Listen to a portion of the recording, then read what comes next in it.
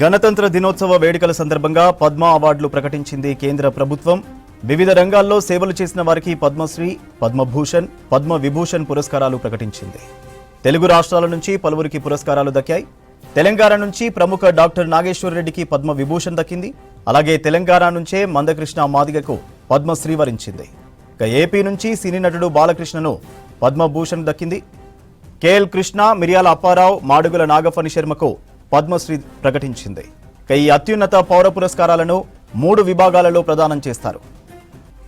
గణతంత్ర దినోత్సవ వేడుకల సందర్భంగా పద్మ అవార్డులు ప్రకటించింది కేంద్ర ప్రభుత్వం.